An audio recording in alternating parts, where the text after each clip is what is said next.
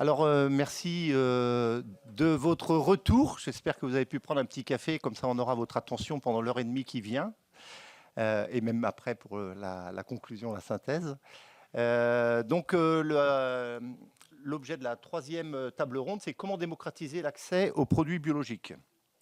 C'est forcément une question pertinente, notamment par rapport au trou d'air observé ces dernières années dans la consommation des produits biologiques, qui a mis à mal beaucoup d'acteurs des chaînes, autant de la production, de la transformation et de la commercialisation. Ça a beaucoup désorganisé l'équilibre économique de ces acteurs, mais c'est aussi une question pertinente à l'aune de, quand on pense de production et développement de l'agriculture biologique. Bien évidemment, si on imagine un développement de la production, il faut aussi penser comment la consommation elle va évoluer. Donc on parle de 6% de consommation de part de marché des produits biologiques. On imagine qu'on pourrait monter à 12%.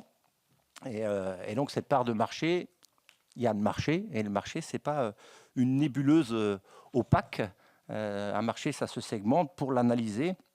Et donc, si on revient à la question qui va nous permettre de segmenter un petit peu l'approche, démocratiser, donc quel public viser, quels sont les comportements différents, les sensibilisations différentes en fonction des classes socio-professionnelles, des classes d'âge, du capital culturel, la sensibilité à l'alimentation, à la santé. L'accès, eh bien entendu, on peut questionner les lieux où l'acte d'achat se fait, le type de commerce, on parle de magasins spécialisés, on parle de GMS, de hard discount, de marché de plein air. Il y a également la restauration hors domicile, qui est un lieu où, pour le coup, les pouvoirs publics ont la main par rapport à la commande publique ou les appels d'offres lors du choix de leurs prestataires de restauration. Et puis, quand on parle d'accès, on parle forcément d'accessibilité prix.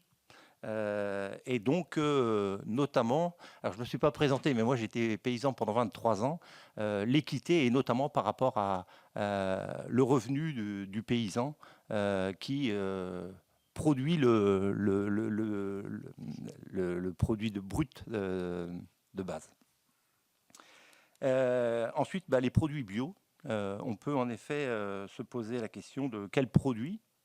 On connaît tous, voilà, j'en parlais, les produits bruts, les fruits, les œufs, mais il y a forcément, quand on parle d'alimentation, tout ce qui concerne la transformation, et donc tous les tissus d'acteurs de la transformation, avec, on a vu ce qu'a donné tout le process d'industrialisation de l'agriculture ou de l'alimentation, avec des plus grosses fermes, des plus grosses usines, des plus gros outils logistiques, des plus gros lieux de consommation. Ça ne fait pas obligatoirement rêver. Et pourtant, on ne va pas nourrir toute la population qu'avec nos fermes. Donc, on a besoin de ce tissu d'acteurs de la transformation qui, aujourd'hui, proposent une offre, donc une offre existante, mais qui, demain, quelle offre doit-il proposer pour favoriser la consommation des produits biologiques? Et puis, dans cette question, il y a aussi le comment. Comment on fait pour accompagner ce mouvement de démocratisation de l'accès aux produits biologiques? Et là, je pense qu'on va avoir des éléments qui vont être donnés sur tout ce qui concerne la communication de masse, le besoin de communiquer sur les bienfaits du bio. Il y a eu la campagne Bioréflexe qui a été faite à l'initiative de la FNAB. Il y a également tout ce qui concerne le soutien à l'économie sur une certaine taille d'acteurs. Et puis, et on en a parlé ce matin, la sécurité sociale de l'alimentation, qui est un projet qui est loin d'être abouti, mais avec des expérimentations localisées et qui peuvent permettre de penser, alors là, complètement différemment, notre relation à l'alimentation, aux biens alimentaires. En tout cas, il y a matière ça rentre dans la question comment justement démocratiser cet accès aux produits biologiques. Alors aujourd'hui, on a de la chance d'avoir sur notre table ronde, et je les remercie, 4 intervenants qui ont chacun une position très différente dans les filières ou dans leur capacité d'analyser et d'aborder ce sujet-là.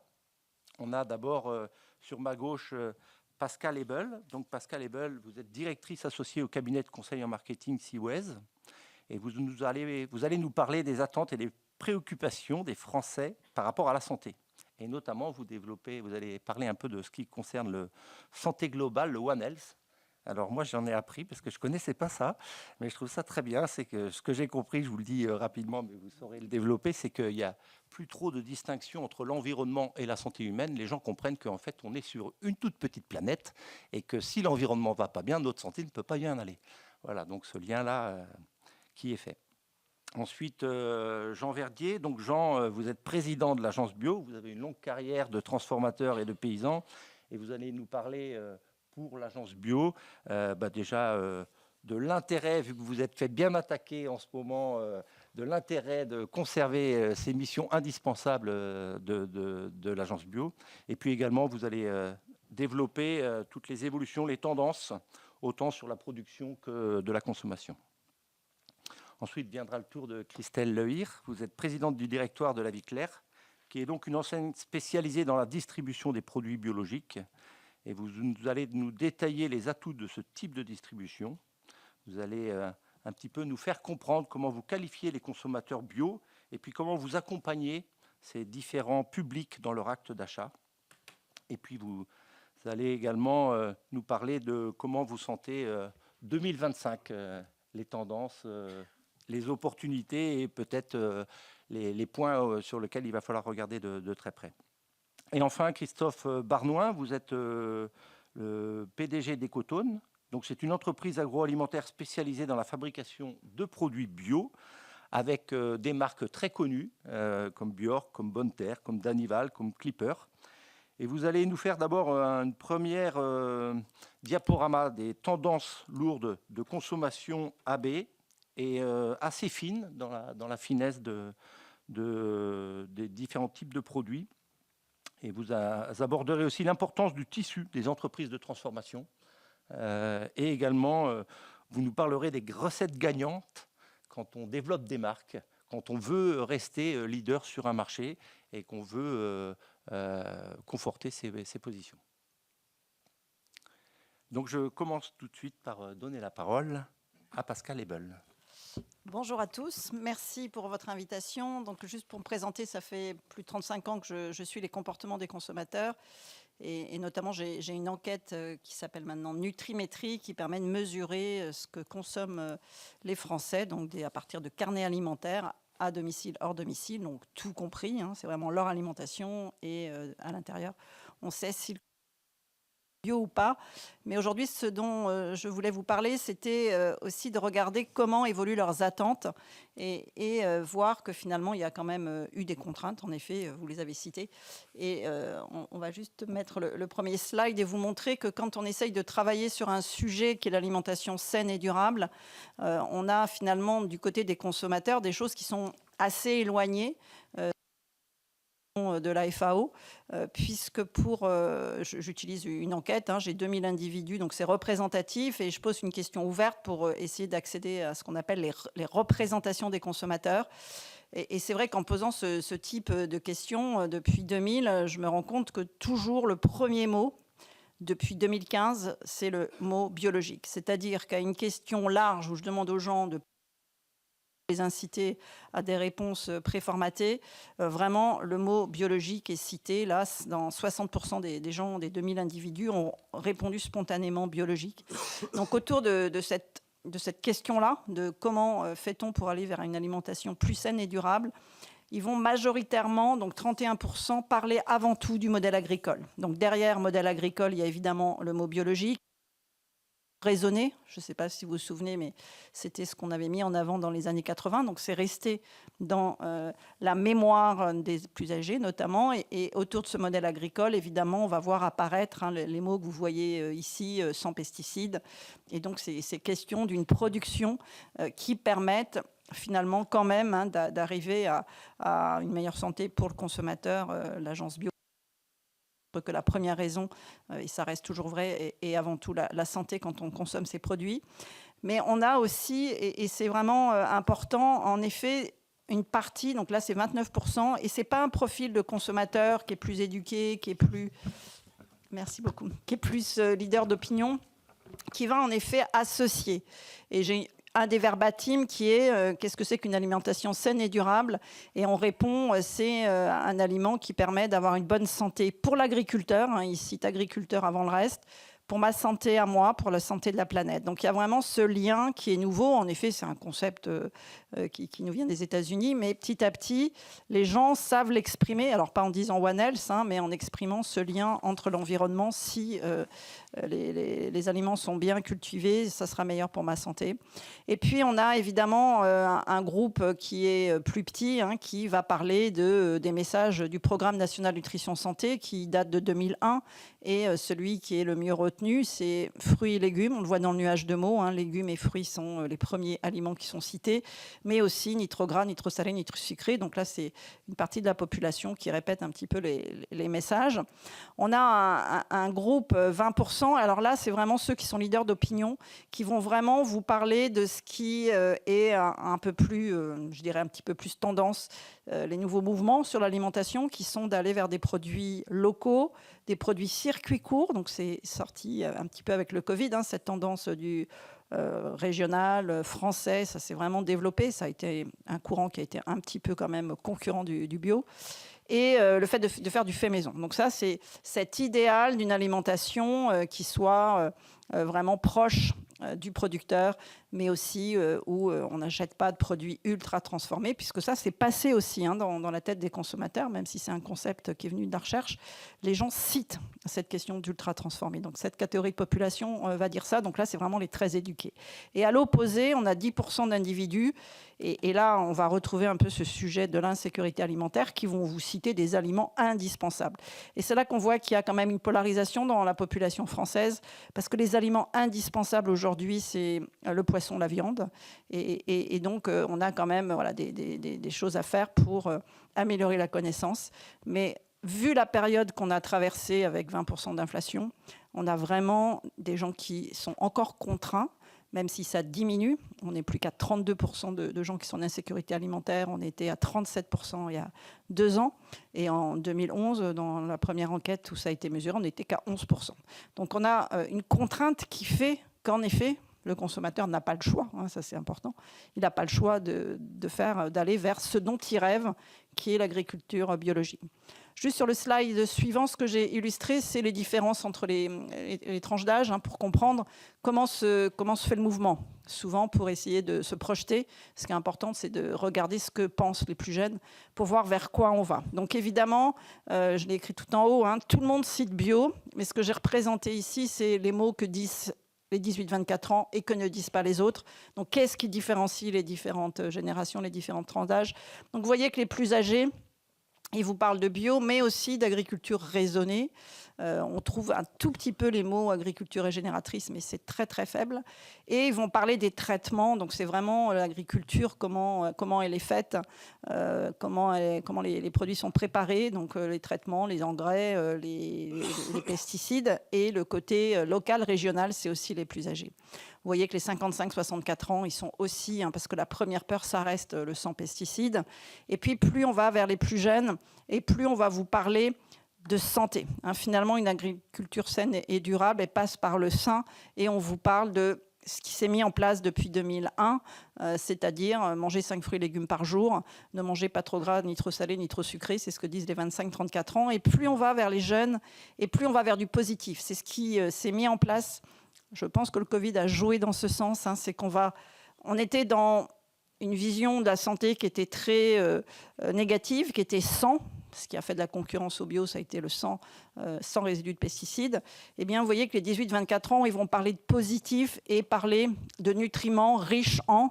Donc, c'est évidemment la protéine parce que l'activité physique, le fitness se développe, mais aussi parce qu'il y a ces enjeux autour d'une végétalisation. Et donc, vous voyez, ils parlent de végétal, ils parlent d'environnement. Donc, eux, ils associent en fait, hein, le côté nutrition, nutritionnellement riche, qui va aller dans le sens d'une meilleure planète et cet rééquilibrage végétal-animal. Et donc, on voit comment ça évolue, hein, vers quoi on va. Ensuite, juste pour conclure sur le dernier slide, ce que je voulais vous rappeler quand même, c'est qu'en effet, on vient de traverser une période très très difficile du côté des arbitrages des consommateurs sur l'alimentation, qui a toujours des contraintes. Le pouvoir d'achat a été élevé en 2024, en 2025, ça sera moins le cas. Qu'en effet, en ce moment, il arbitre moins en défaveur de l'alimentation parce qu'il y a finalement une inflation qui finalement se tasse et qui vont, enfin on l'a vu en mois de décembre, les consommateurs vont vouloir aller vers un plaisir qui est immédiat, qui est celui de porter une part importante sur l'alimentation. On a ces sujets dont je viens de vous parler, qui sont que finalement, quand on regarde la sensibilité à l'écologie, au changement climatique, c'est sûr que ce n'est pas ce qui progresse le plus. La France était le premier pays du monde à être préoccupé par le changement climatique il y a 2 ans et demi. Aujourd'hui, il est 8e, il n'est pas complètement, ça n'a pas complètement chuté. Mais que finalement, c'est remplacé par la santé. C'est vraiment la prévention santé qui est la préoccupation première. Et que dans cette préoccupation santé, ça a changé de façon de formuler les choses. Il y a 10 ans, c'était se guérir. Et aujourd'hui, on est beaucoup plus dans la prévention. Et c'est pour ça que l'alimentation devient un sujet pour la préoccupation santé. Et et les jeunes surtout, c'est eux qui ont compris en fait cet atout d'une alimentation qui soit saine pour être en meilleure santé et pour améliorer le bien-être. Et donc ils ont mieux compris en fait. Et on voit que les consommateurs ont quand même le discours a mûri en 5 ans. Et notamment, on sait citer les maladies futures. Donc il y a vraiment cette amélioration sur ce volet-là santé. Et donc si on essayait de se dire comment démocratiser, comment aller vers une offre plus large et comment développer le bio, je pense que ce qui est important, c'est qu'évidemment, le fait d'être prêt à payer plus, ça va aller un petit peu mieux en 2025, mais on a quand même une contrainte qu'on ne peut pas, on peut pas l'oublier, et qu'évidemment, il faut arriver à faire changer les régimes alimentaires et d'aller vers des choses qu'ils ne voient pas. C'est-à-dire que dans cette question que j'ai posée, les 2 vrais leviers qui sont réduire le gaspillage alimentaire et aller vers un régime alimentaire plus végétal, il y en a très peu qui le citent. Réduire les déchets, j'en ai 5-6% qui le citent, et aller vers plus de végétal ou moins de viande, j'en ai que 5% qui citent ça. Donc on voit qu'il y a beaucoup d'efforts à faire, et notamment de se mettre tous d'accord pour assumer de le dire, en fait, qu'il faut moins gaspiller et aller vers un régime végétal. C'est pas facile. On ne peut pas dire que les choses bougent beaucoup en France, mais c'est que comme ça qu'on arrivera sans doute à libérer du pouvoir d'achat pour aller vers plus de bio. Et puis ensuite, bien comprendre que quand on regarde ce que les gens mangent, et ceux qui sont en insécurité alimentaire, il ne faut pas oublier une chose, c'est qu'ils sont très peu équipés. L'équipement pour faire de la cuisine, ils ne l'ont pas. Quand je structure les 32% de gens en insécurité alimentaire, j'ai des étudiants, donc 58% des jeunes de 18 à 24 ans sont encore en insécurité alimentaire. Ils ne sont pas forcément équipés parce que ce qui pèse, c'est la charge du logement. On a des familles qui, eux, sont équipées, qui, eux, peuvent faire plus de cuisine. Mais on a aussi des gens qui sont isolés. Et notamment, il y a des gens qui n'ont jamais fait de cuisine de leur vie, qui se retrouvent seuls. Et ce sont les hommes seuls, on n'y pense pas. Mais ils ne sont pas prêts à faire la cuisine, ils n'ont pas envie de faire la cuisine. Donc quand on voit ce qui se développe en termes de consommation, comment évoluent les régimes alimentaires, on va vraiment vers plus de produits tout prêts. Il ne faut pas l'oublier, ça ne s'inverse pas, on ne va pas plus vers plus de cuisine. Donc il faut diversifier, il faut pouvoir proposer plus d'offres. Pour que dans le régime alimentaire, on ait plus de bio, il faut qu'il y ait du bio sur autre chose que simplement des fruits, des légumes, des œufs et du lait. Il faut aller sur des produits plus compliqués, plus complexes, même si c'est pas forcément... Il y a une contradiction, c'est évident, les gens ne veulent pas d'ultra transformés, mais dans la vraie vie, avec les contraintes de temps et économiques, on va aller sur le plus facile. Donc c'est important de penser à ça aussi et d'être sur tous les nouveaux produits. Et ça, on sait ce qui va progresser. On le voit dans les enquêtes que je mène. On sait bien que les graines, ça se développe dans la consommation, les légumineuses, tout ce qui va... Les produits complets, avec des céréales complètes qui progressent assez fortement parce qu'il y a eu du marketing qui a poussé à ça et c'est une réalité. Donc en fait, il faut arriver finalement à être sur tous les fronts pour élargir un petit peu l'offre et bien sûr être aussi disponible dans plus de points de contact, donc y compris la restauration, ce qui pour l'instant est assez, c'est la même chose pour la végétalisation. Voilà, donc La question du prix reste toujours importante, donc évidemment, il faut réglementer pour arriver à rééquilibrer l'écart de prix entre le conventionnel et le bio. Voilà, je vous remercie.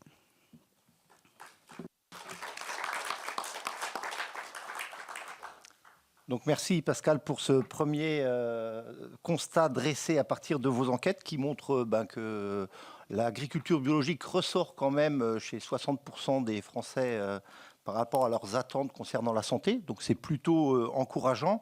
On voit que le discours n'est pas trop brouillé, mais un petit peu quand même avec tout ce qui est régional et local. Et donc, une des questions qu'on pourra se poser, c'est comment l'agriculture biologique s'empare du local. La FNAB l'avait bien compris, bio et local, c'est l'idéal.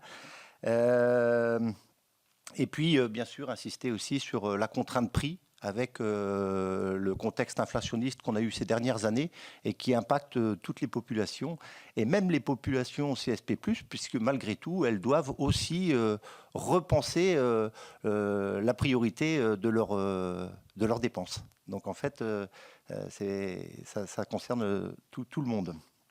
Alors on va maintenant donner la parole à Jean, qui va donc nous présenter, parler de l'agence bio, et puis des grandes tendances. Oui, merci Vincent. Pascal, le programme est chargé là pour qu'on réussisse à rentrer dans toutes les ententes et tout ça dans une réflexion globale de mission par rapport à la planète, par rapport à tous ces sujets.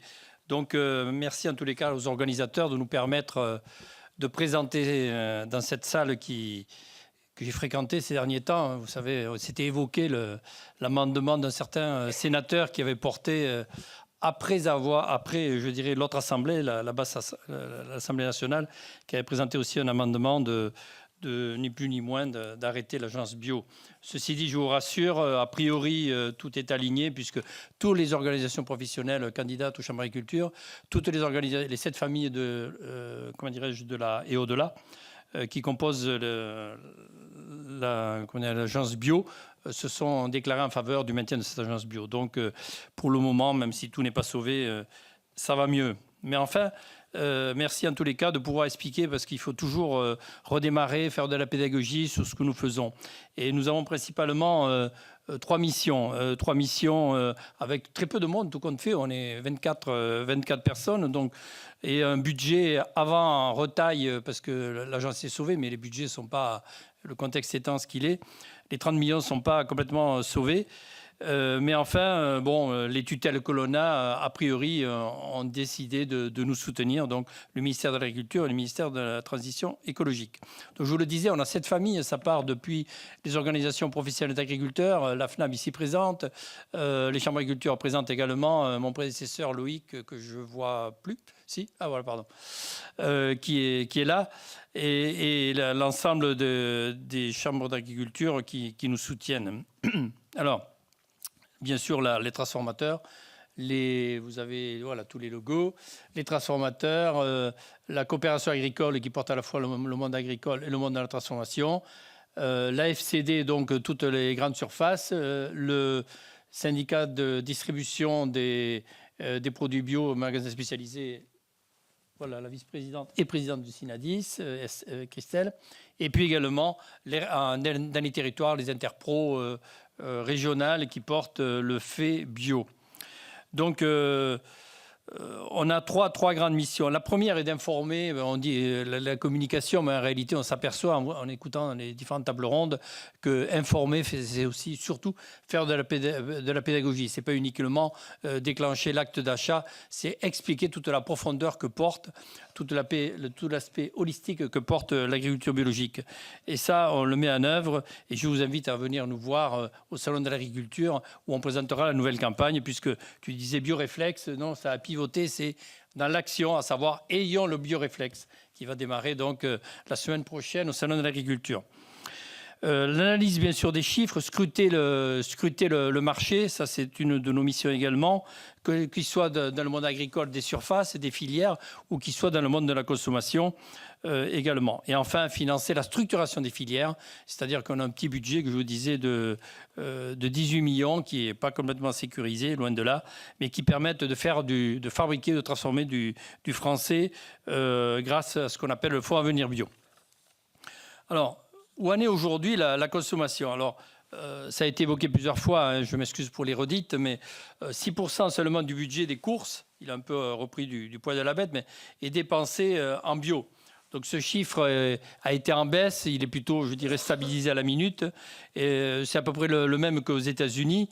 Mais quand on voit nos petits voisins et plus grands, les Danois notamment, qui sont à 10 ou 12, et les Autrichiens également, et qui ont une consommation dans leur assiette qui est bien développée. Donc quand les mauvaises langues disent bon, non, c'est un plafond de verre, là vous n'arriverez plus, non, il n'y a aucune raison, et on peut continuer à pivoter vers une consommation beaucoup plus vertueuse. Toute cette consommation se fait principalement à domicile, d'où l'importance, effectivement, si on ne cuisine pas, il faut coller quand même à la demande, tout en respectant nos cahiers des charges qui vont, bien sûr, de l'agriculture à la transformation.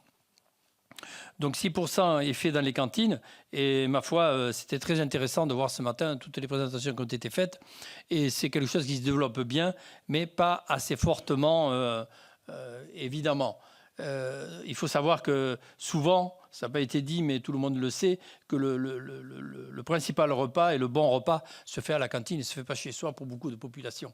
C'est souvent un prolongement de l'action sociale que de bien nourrir les enfants au moins une fois par jour à l'école.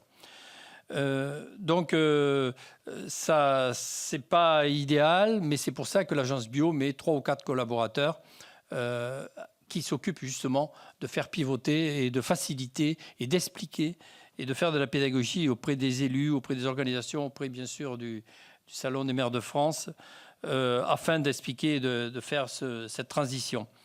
La loi Egalim, oui, on en est tous là. C'est une loi qui est d'intention, mais qui ne s'impose pas, ou du moins qui n'a pas de pénalité ou d'encouragement fort pour y amener les 20% en restauration bio, en restauration collective.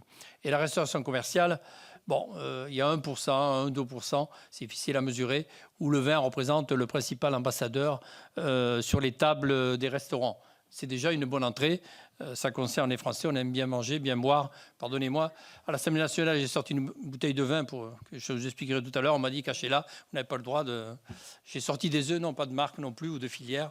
Alors bon, là, je me suis tenu à vos règles d'élu. Voilà, j'espère que vous l'avez préparé. Il y a de bonnes caves au Sénat. Le marché a stagné, même si on voit donc je parle de 2024, même si on voit qu'il se redéveloppe un peu. Les ventes augmentent en magasin des bio, et Christelle vous l'expliquera plus finement, avec 8% l'année dernière. C'est pas mal, 8% en valeur, hein. C'est largement au-delà de l'inflation. Donc c'est vraiment une hirondelle qui nous montre vraiment la voie d'un redémarrage d'une stagnation qui a duré 3 ans. C'est beaucoup 3 ans, mais enfin, c'est bien. Et par ailleurs, ça n'a pas entièrement compensé la baisse qu'on avait dans les référencements, dans la grande distribution. Ceci dit, que ce soit le mois de janvier est très bon en magasin spécialisé bio. Je crois qu'il est sur le même trend. Et ensuite, en grande surface, Christophe vous expliquera plus finement également, mais il y a une stabilisation du déréférencement, ou quasi déstabilisation, et du chiffre d'affaires aussi, sur le mois de janvier. C'est intéressant d'avoir parce que ça va très vite, ça a été très vite dans l'effondrement, mais ça va très vite, c'est assez vigoureux, quoi, hein. Ça, c'est important. La grande distribution, c'est quand même essentiel, puisque ça fait 47%, sur les périodes, 47% à peu près, du volume de la, comment dirais-je, des ventes de produits bio. Donc, on ne peut pas le négliger. Et il y a beaucoup d'acteurs, heureusement, qui s'y attellent. Les marchés, quand même, il y a quand même des marchés en croissance. Je dirais, l'hirondelle, elle migre aussi, elle vient aussi des pays du Nord, à savoir que la Suède, la Finlande, tout ça, l'Allemagne même, on avait Biophare, et plusieurs d'entre nous étaient à Biophare, et c'est quelque chose qui aussi redémarre comme marché. Donc, alors je n'ai pas les derniers chiffres des États-Unis, je ne sais pas où ils en sont, malgré le tsunami trumpiste, mais bon, je pense que le consommateur lui est toujours au rendez-vous, il comprend bien l'intérêt que présente l'agriculture biologique. Alors, où en est la filière dans les champs, dans nos, comment dirais-je, l'assiette, c'est bien, c'est le marché, c'est essentiel, mais comment c'est stabilisé tout ça? Alors, je n'ai pas les chiffres exactement de 2024, mais l'année d'avant, qui était quand même dans la tendance, on a eu un petit solde positif, qui n'est pas significatif. Je parlerai sur 66 000 agriculteurs. Pour qu'il y en ait 700 de plus, ça montre que bon, c'est un espoir, mais ce n'est pas satisfaisant. L'aval, par contre, il y a eu un peu moins d'opérateurs transformateurs, il y a eu des regroupements, beaucoup des rachats et quelques dépôts de bilan également. Donc là, je dirais qu'on suit à peu près l'évolution des difficultés que peuvent rencontrer les transformateurs globalement. Mais il y a eu pas mal de fermetures de magasins. Et là, par contre, on touche le fond et on semblerait que ce soit mieux.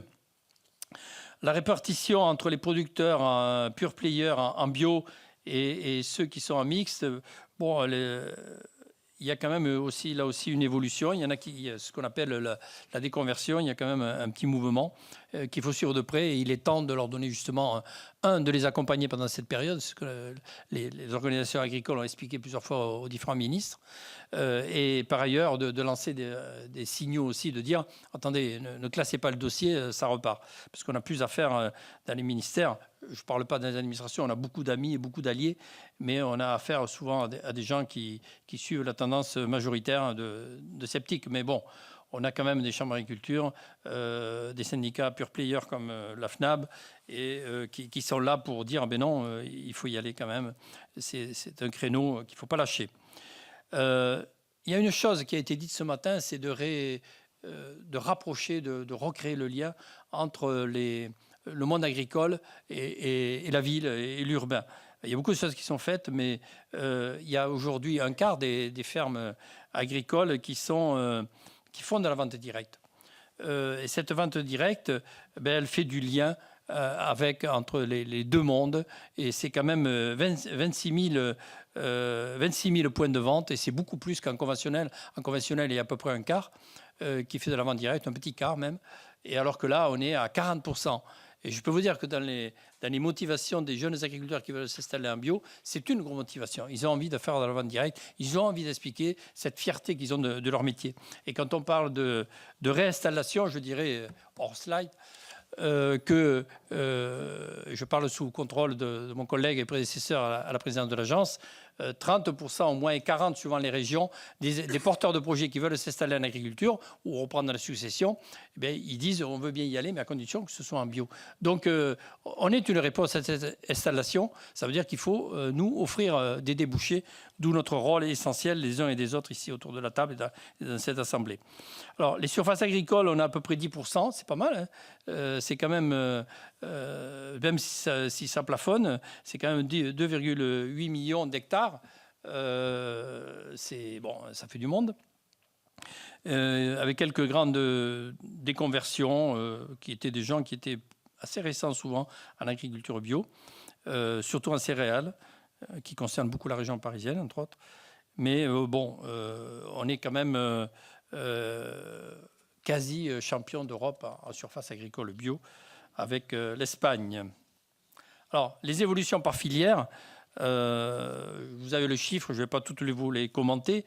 Il y a des filières qui se sont rééquilibrées par rapport entre la demande et l'offre, par rapport à la rentabilité, parce qu'il y a des gens qui avaient fait leur business plan, enfin leur compte d'exploitation, sur la notion d'équilibre, un certain prix de marché, et qui se sont retrouvés assez embêtés. Donc, c'est vrai qu'on a des conversions dans le domaine des céréales, notamment, puisque le différentiel n'est pas toujours ce qu'il devrait être. Et on ne paye pas au juste prix le produit bio. Donc, vous voyez, les choses qui marchent bien sont les semences, les produits d'estive, les plantes médicinales, et puis également l'apiculture qui sont en croissance. Mais à côté de ça, vous avez quand même aussi des filières qui marchent bien, comme dans le domaine bovin ou dans le domaine de l'apiculture également. Voilà, je vous laisse les chiffres tels qu'ils sont. Une minute. Donc, je vais aller... Voilà, j'ai un petit slide. Je vous laisse le lire. On vous le fera passer. Donc, je vais dire, on parle beaucoup de souveraineté. Si vous voulez, la souveraineté, elle est souveraineté et balance commerciale. Souveraineté, c'est par rapport à une sécurité. Ça a été beaucoup développé ce matin à l'achat de proximité. Mais c'est les imports de soja qui ne sont pas faits, les imports d'engrais chimiques qui ne sont pas faits. Et tout ça, ça contribue à la fois à la souveraineté, c'est-à-dire à notre indépendance, et également à notre, à notre balance commerciale, puisqu'on parle aussi économie. Et la deuxième chose, c'est que dans les circuits courts, et notamment la restauration collective, on achète traditionnellement, hors produits exotiques, on achète 82% de produits qui sont cultivés ou transformés en France. Dans le domaine de la restauration, je parle sous le contrôle de nos experts de tout à l'heure, plus de 80%, je pense qu'on est plutôt à 90% à partir du moment où il y a de la restauration bio en local avec les cantines notamment, où c'est facile et c'est la contractualisation dont on parlait. Je voudrais redire, alors je n'ai pas ma bouteille, mais on va la boire, c'est ce que nous dit notre ami, mais le vin en France, c'est quand même 22% des surfaces. Le vin bio, c'est 1,5 milliard. Il n'est pas affiché, je vous le donne en off. Et c'est 37% en exportation. Ça veut dire qu'aujourd'hui, dans la balance commerciale, le vin bio contribue à un demi-milliard, je dis bien un demi-milliard, et pratiquement pas grand-chose en importation, à un demi-milliard à la balance commerciale de notre pays. Donc, c'est pas négligeable. Et c'est quand même important. Donc, quand on veut nous parler économie, je suis prêt à parler sur d'autres sujets de l'économie. Quand on nous met ce sujet, y compris pour l'agence bio, je parlais tout à l'heure, juste les 30 secondes qui nous sont accordées, Vincent. Je dirais une chose pour l'agence bio, puisqu'on nous a beaucoup attaqué sur ce plan-là. Quand on met 1 euro d'aide aux entreprises, aux porteurs de projets en investissement, ça leur permet d'aller vers les régions, d'aller vers les banques, d'aller vers les associés, d'aller vers l'Europe, de lever 4 euros. De même, dans une autre mission sur laquelle nous allouons des moyens, qui est la communication, quand on met 1 000 euros sur un projet, achat d'espace, on arrive à initialiser à peu près 4 000 euros. Que ce soit là aussi dans les régions, les gens qui se réapproprient les projets, que ce soit dans les filières métiers, le lait, la viande, les céréales, etc., les fruits et légumes, ou que ce soit dans les projets plus locaux. Et je dirais que c'est mes collègues fabricants de marques et de circuits qui aujourd'hui quand même ont le principal budget de communication. Je ne sais pas, mais je ne sais pas si on les incite à communiquer, s'il y a un effet de levier du côté des marques, mais on crée un climat qui permet aux uns et aux autres de relayer et de communiquer. Voilà. Merci en tous les cas pour votre écoute.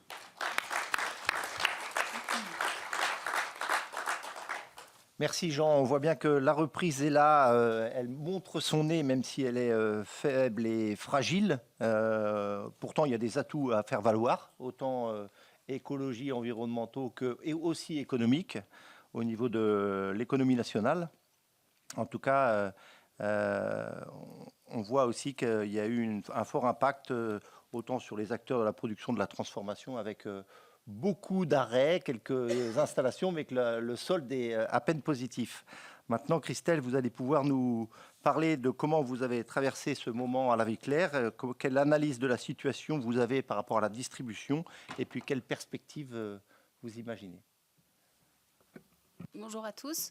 Donc oui, moi je vais vous parler plutôt de magasins spécialisés bio. Alors juste rapidement, donc effectivement le marché il est polarisé entre deux grands mouvements de distribution. La distribution qu'on appelle grande distribution, qui sont plutôt des généralistes et dont le chiffre d'affaires bio est une petite part en fait du chiffre d'affaires global.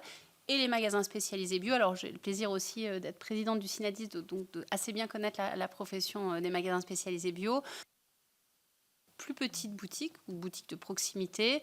Ils sont à peu près 3000 en France et pour le coup, dont le chiffre d'affaires est 100% représenté par la bio. Alors on dit, suivant qu'on parle grande distribution, on parle du bio, le bio, et suivant qu'on est en magasin spécialisé bio, on parle de la bio, ce qui est un peu une coquetterie, je trouve, parce qu'au final, c'est le même bio, que ce soit en grande distribution, en magasin spécialisé bio, mais c'est pour ça que je dirais souvent la bio, parce que j'ai chopé le tic de langage. Le produit bio. Le produit bio, voilà, c'est ça, exactement. Et donc, effectivement, ces magasins qui sont à peu près en France, leur business est 100% orienté sur la bio. Donc effectivement, quand il y a eu la grande crise qu'on vient de vivre en 2022, c'est ceux qui ont été le plus percutés, je dirais, par cette décroissance du monde de la bio. Et je vais essayer de vous donner la vision qu'on en a. Alors, je vais beaucoup parler de MSB, magasin spécialisé bio, pour vous montrer un peu comment tout ça s'est passé sur les dernières années. Alors, si on prend le premier slide, donc effectivement, pour la première fois depuis plus de 3 ans, alors moi, je suis arrivée en plus en 2022, ça fait à peu près 15 ans que je travaille dans le monde des magasins spécialisés. Avant, j'étais pendant une 12aine d'années à la tête de la partie épicerie des magasins Grand Frais. Et depuis 3 ans, il ne marche pas non plus mon micro. Je crois qu'ils n'ont plus de batterie après toute la journée. Est-ce que vous m'entendez bien? Au fond, oui. Oui, c'est ça, il y avait plein de bavards juste avant. C'est super parce que du coup, maintenant, ça m'a coupé dans mon élan. Donc, merci beaucoup. Non, mais je sais où j'en étais. Mais donc, oui, 12 ans chez Grand Frais et depuis 3 ans, effectivement, en magasin spécialisé bio. Et donc, chez La Vie Claire. La Vie Claire qui est la pionnière du monde de la bio. Alors, à l'époque, qui n'était pas bio. On parlait naturel, on parlait diététique parce qu'elle est née en 1946. Donc là, je pense qu'on parle vraiment de l'ancêtre. Et on est né, nous, avec un humaniste qui était convaincu que le bien manger, la santé passait par le bien manger. Et effectivement, il a vécu toute sa vie en prenant ces valeurs-là, en créant d'ailleurs en 1946 la revue La Vie Claire qui prenait effectivement une alimentation saine, plutôt végane avant l'heure. Il parlait beaucoup des fruits et légumes avant même de parler du carnet. Et donc voilà, donc pour vous donner un peu...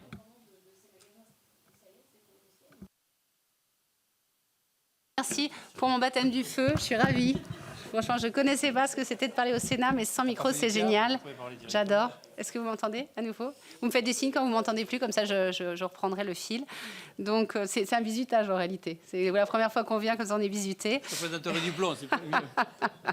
donc, vous voyez que depuis 2021, les magasins spécialisés bio, ils sont en forte décroissance, moins 6 dès 2021. Mais alors, on pouvait dire que c'était un peu la gueule de bois du lendemain de la pandémie, parce que sous pandémie, tout le monde mangeait tout et n'importe quoi en fait, bio, pas bio. Du moment qu'on pouvait manger, acheter du papier toilette, tout le monde achetait tout ce qu'il voulait en 2020. Et donc grosse gueule de bois du lendemain, je dirais, en 2021, avec un gros effondrement en 2022, puisque pour le coup, les magasins spécialisés bio ont enregistré un moins 10% de décroissance du chiffre d'affaires. 2023, alors selon les sources, on dit entre moins 1,5 et 0, mais c'est toujours une très très mauvaise année, puisque en 2023, il y a en moyenne dans les réseaux spécialisés à peu près entre 12 et 15% d'inflation. Donc là aussi, vous voyez sur du long cours, la très forte inflation qu'il y a eu les dernières années. On parle de entre 12 et 15 en 23, de 3 en 2022. Donc on parle quand même de 17-18% d'inflation. Déjà qu'on est sur un produit qui est en perception pour les gens est un produit relativement cher. Quand on prenait 18% d'inflation, effectivement, ça devient un produit de luxe. C'est un peu ce qu'on a vécu. Je vous donnerai moi les raisons qu'on a identifié je dirais, pas de désamour, mais en fait de déconsommation de la bio, parce que effectivement, comme c'était précisé tout à l'heure, les gens pouvaient plus se le permettre en fait d'acheter bio. C'est sur quoi on a été confrontés. Donc 2023, petite stabilisation, mais avec très forte inflation. Et effectivement, et je pense que c'est important aussi quand il y a les messages positifs, qu'on les donne, parce que moi je suis rentrée dans un monde où effectivement, à la fois les difficultés qu'il y avait sur l'amont au niveau des agriculteurs et à la fois en distribution, c'était vraiment la nécrologie de la bio. Enfin, moi je suis née dans la nécrologie de la bio, où on m'expliquait tous les matins que la bio était morte, que les agriculteurs allaient mourir, que la distribution allait mourir. Donc je pense qu'il y ait des petits signaux positifs, je pense que ça vaut le coup vraiment de le mettre en avant. Alors nous aussi, on aura le plaisir d'être au Salon de l'Agriculture là, dans quelques jours, justement pour prêcher la bonne parole. Parce qu'avant tout, je pense qu'il y a quand même un message extrêmement positif autour de la bio à communiquer. Et peut-être comme on a tous été en très grande difficulté, on n'a parlé que des choses qui n'allaient pas sur la bio, alors qu'il y a tellement de choses positives autour de cet univers. Donc effectivement, depuis 2024, alors moi je suis extrêmement bavarde, donc je demanderais de me faire un signal aussi, peut-être en milieu de parcours, pour me dire ça fait 5 minutes, ça fait 6 minutes, voilà, une espèce de timekeeper. Mais donc 2024, ça va un peu mieux, plus 5,3%. Donc là, on est sur un périmètre total. Vous verrez qu'en périmètre constant, c'est un peu mieux. On a perdu énormément de magasins. On a perdu quasiment 10% de notre parc. C'est 320 magasins qui ont fermé quand même entre 2023 et 2024. C'est énorme, parce qu'on a beaucoup parlé des difficultés des producteurs, mais les magasins spécialisés bio ont été en énorme difficulté. Enfin, rendez-vous compte, 300 magasins qui ferment, c'est des milliers d'emplois derrière aussi. Donc Donc nous aussi, on a connu, je dirais, notre pain noir, même si en bio, manger du pain noir, c'est pas trop mauvais, mais en tout cas, dans le business, c'est pas idéal. Donc 2024, effectivement, un rebond.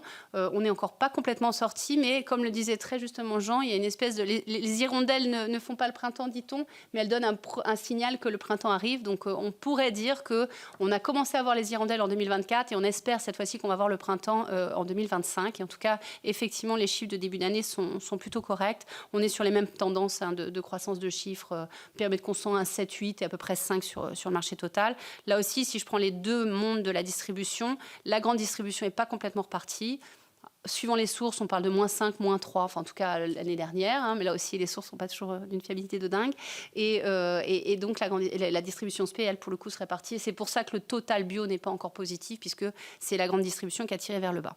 Alors quelle analyse on fait sur pourquoi le marché bio a rencontré une telle crise, en tout cas d'un point de vue consommateur, et dans les analyses que nous on a pu tirer. Donc premier point, effectivement, le pouvoir d'achat, ça a l'air d'être une lapalissade, mais c'est vrai que les produits bio ont fini par paraître produits de luxe. Effectivement, quand on a une problématique de pouvoir d'achat, c'est-à-dire que son salaire n'a pas augmenté corollairement à l'augmentation et à l'inflation des produits, effectivement, on fait des choix alimentaires, on se dit peut-être que naturel, c'est bien, produit pas trop transformé, c'est bien, mais bio, c'est trop cher et donc je vais pas consommer. Donc c'est pour ça aussi qu'on a fait un grand travail, nous, en distribution spécialisée pour rendre cette bio accessible, j'y reviendrai tout à l'heure. La deuxième, c'est la compréhension réelle du consommateur sur ce qu'apporte réellement la bio. Je pense que le logo AB, alors pas l'Eurofeuille, parce que lui, je pense qu'il a très peu il n'a pas une notoriété de dingue, mais le logo AB, il est très bien connu au niveau des Français. Mais par contre, pendant des années, les gens de la bio ont communiqué sur la bio, c'est pas de pesticides. Plus ou moins, pour le néophyte que, à l'époque, moi j'étais, c'était juste la bio, il n'y a pas de pesticides. Ok, ce qui est pas tout à fait ça en plus, hein, dans la réalité des faits, on le sait, hein, il y a eu quelques débats ces derniers temps. Et il y a des nouveaux logos qui sont arrivés, alors qu'ils n'ont pas une notoriété de dingue, mais qui donnent une image de c'est bien.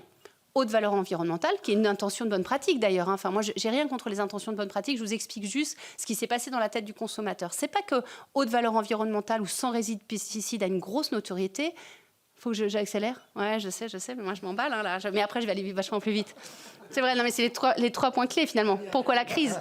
Tu pourras me laisser 1 minute ou 2 non, je vais essayer d'y aller un peu plus vite. On est venu effectivement, on est venu expliquer aux gens qu'il y avait tout un tas de nouvelles certifications qui faisaient du bien aussi.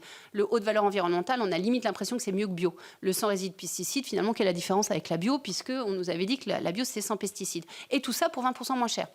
Plus ou moins, hein, c'est les grandes données. Donc effectivement, le consommateur, il s'est mis à acheter d'autres choses que la bio en se disant, mais finalement, c'est presque bio ce que j'achète. Donc ça aussi, ça a perturbé la consommation. Et en sortie du Covid, on s'est rendu compte qu'il y avait des nouvelles aspirations, et notamment la notion de plaisir, vu qu'on va tous mourir. Finalement, non aux choses qui sont bonnes pour la santé, non aux choses qui sont bien pour l'environnement. Ce que je veux, moi, c'est vivre et me faire plaisir, si je fais simple. Donc, si on regarde les facteurs clés de la reprise, pour le coup, là, depuis 2024, nous, on identifie à peu près qu'elles sont de 50 pour les magasins spécialisés bio. La première, c'est que la GMS semble un petit peu se désengager de la bio et de sortir des corners dédiés bio. Donc, il y a une part du B ou d'offres qui est en train de diminuer en grande distribution. On pense au profit des magasins et des spécialistes que nous sommes. Première chose. Deuxième chose, effectivement, comme il y a eu très peu d'inflation en 2024, ça rend la bio un peu plus accessible, en tout cas aux yeux des consommateurs. Et l'écart entre le conventionnel et la bio s'est un peu diminué. Donc là aussi, on pense que ça a eu un effet bénéfique. Les fruits et légumes, il y a de plus en plus d'éléments positifs autour des fruits et légumes bio en magasin spécialisé bio, parce qu'il y a pas mal d'études qui sont sorties qui ont montré que finalement, c'était pas plus cher d'acheter en magasin spécialisé bio des bons fruits et légumes bio plutôt qu'en grande surface. Donc ça aussi, on en a profité.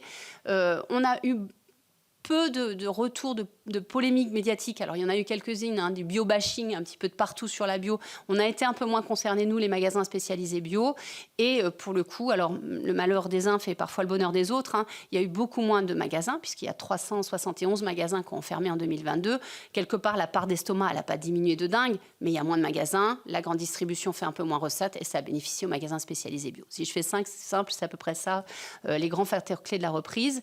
Et si je prends la suite, du coup, parce que j'essaye de rattraper mon retard, il faut me suivre.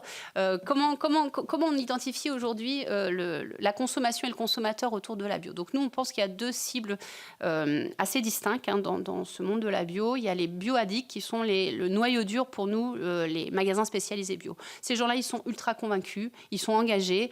Après le Covid, avant le Covid, ils sont toujours restés fidèles. En fait, c'est resté notre cœur de consommateur. Quelque part, si on continue à faire les choses correctement vis-à-vis d'eux, en transparence, en continuant à avoir effectivement la qualité qu'on peut leur proposer, en leur donnant du rationnel. Vous verrez que nous, on travaille beaucoup autour du Nutri-Score, du Planet Score, qu'on pense être des éléments rationnels pour nos consommateurs. Mais ces gens-là, ils ont continué à être très fidèles aux magasins spécialisés bio, et je pense qu'ils continueront à l'être. La cible qui nous a un peu quittés, c'est celle qui va venir après. Alors, je passe le slide, hop, s'il vous plaît. Donc, ils n'ont pas bougé ça démontre qu'ils n'ont pas bougé effectivement leur acte d'achat. Ils sont bien restés en magasin spécialisé bio. Ils étaient déjà et ils ont continué à l'être, voire même un tout petit peu plus. La cible qui a bougé, c'est ce que j'appelle les bio-sensibles ou bio-citoyens. C'est-à-dire qu'ils ne sont pas du tout hostiles à une proposition bio, mais il faut qu'on leur explique un peu ce qu'il y a derrière ça. Donc cette cible-là, c'est une cible qui est en croissance, qui est quand même sensible à la santé et à l'environnement, mais qui ne le met pas forcément en supra-attente. Et d'ailleurs, vous le verrez, nous, sur La Vie Claire, on a décidé plutôt de communiquer sur des propositions plutôt autour du goût, du plaisir, et ensuite de la santé et de l'environnement, parce qu'effectivement, ils y sont sensibles, mais ce n'est pas forcément le premier acte d'achat qu'ils vont faire si on ne leur communique que des valeurs de santé et d'environnement. Les freins qu'ils ont, ces gens-là, et notamment quand ils nous ont quittés. L'accessibilité prix, c'est le premier frein. C'est ça qui peut leur permettre de bouger des magasins spécialisés bio et plus généralement de la bio s'ils se disent finalement la proposition qu'on me fait en bio est beaucoup plus chère et quelque part je ne sais pas quel rationnel j'ai, je ne sais pas quel émotionnel j'ai derrière et du coup je quitte ce segment. Donc, première chose. La deuxième, c'est ce que je vous disais, la confusion face au label, mais ça va jusqu'au local. À un moment donné, il y a certaines personnes consommer local en disant c'est bio parce que c'est local. Ouais, non, c'est pas parce que c'est local que c'est bio. Donc il y a eu un espèce de mélange des gens. Donc là aussi, ils se sont dit ouais, mais local, je connais le producteur, c'est sympa. Je suis allée cueillir des pommes de terre dans son champ, donc c'est forcément bien et bio. Non. Donc là aussi, je trouve qu'il y a eu un petit amalgame autour de tout ça. On a manqué de pédagogie, je pense, pendant pas mal d'années autour du monde de la bio pour expliquer ce que c'était gentiment, sans que ce soit une opposition des mondes. Dire finalement, je me rappelle la première fois que j'ai parlé avec l'actionnaire actuel de La Vie Claire, je dis la bio n'a pas le monopole des valeurs. Il ne faut pas exagérer non plus. Enfin, il n'y a pas les bons contre les mauvais. Il y a des très bonnes choses qu'il faut mettre en avant, sans dire que tous les autres sont des mécréants. Ce n'est pas le sujet. Donc là aussi, je pense qu'on a peut-être manqué un petit peu de pédagogie vis-à-vis des gens en disant tout le bien qu'il y a derrière la bio, sans opposer les mondes. Parce que moi aussi, je crois qu'il faut parler au plus grand nombre. Et ces gens qui sont déjà biosensibles, c'est déjà beaucoup de monde à parler. Si on peut parler plus largement à tous les consommateurs, c'est bien, mais je pense qu'il faut déjà parler à ces gens-là de manière très claire. Il faut aussi parfois expliquer pédagogiquement certains produits. Alors là, je vais plutôt parler par exemple de compléments alimentaires, parce que dans nos magasins bio, on trouve de l'alimentaire et du non-alimentaire, notamment du complément alimentaire.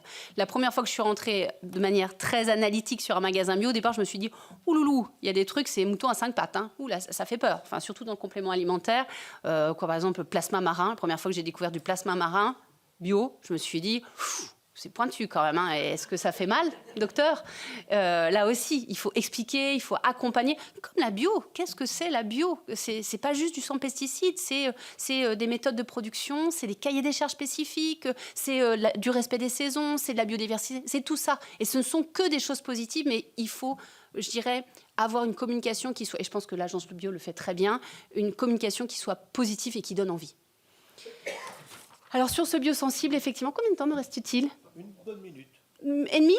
Et demi alors. Parce que tout à l'heure, j'ai rigolé quand Jean, je lui dis il lui reste un slide, je lui dis il lui en reste 10 et moi il m'en reste 3. Bon, je vais essayer d'aller vite.